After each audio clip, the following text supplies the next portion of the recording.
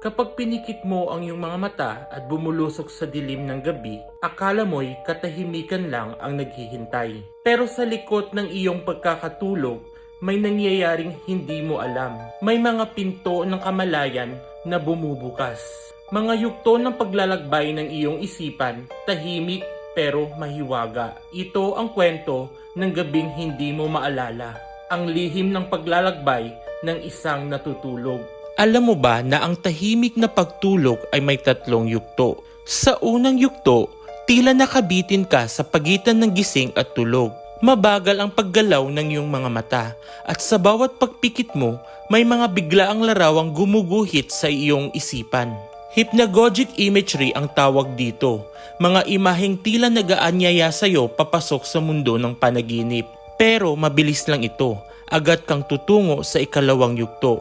Dito ka tuluyang natutulog, sa mundong hindi mo na binabantayan. Sa puntong ito, tahimik ang isip, walang drama, walang aksyon, kalmado, mapayapa. Pero sa loob ng iyong utak may kakaibang aktibidad, mga sleep spindles at K-complexes, mga brainwaves na bumubuo ng isang wikang nauunawaan lamang ng iyong panloob na kamalayan. Makalipas ang 20 hanggang 30 minuto ng pagkakatulog, mas lalalim pa ang iyong paglalakbay. Tuluyan kang lulubog sa delta sleep, ang pinakamalalim at pinakatahimik na antas ng tulog. Sa yuktong ito, halos wala kang panaginip, wala ring ingay ng isip. Pero ayon sa ilang mythical Eastern traditions, ito raw ang estado kung saan nakakakonekta tayo sa pinakamalalim na anyo ng kamalayan. Sa kalaliman ng iyong pagtulog, may bahagi sa iyo na parang ang iyong diway sumusulyap sa mga lihim na hindi maabot ng gising na isipan. The ego state disappears, sabi ng mga dalubhasa. Dito, pansamantalang iniwan ng iyong isipan ang mga alalahanin, problema at guni-guni. Mula sa kalaliman ng katahimikan, marahang bumabalik ang galaw ng iyong isipan.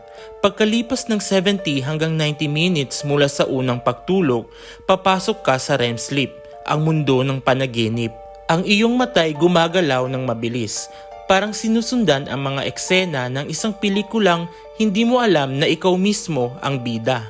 Dito nangyayari ang karamihan sa ating mga panaginip at minsan dito rin nangyayari ang misteryosong phenomenon na tinatawag na lucid dreaming.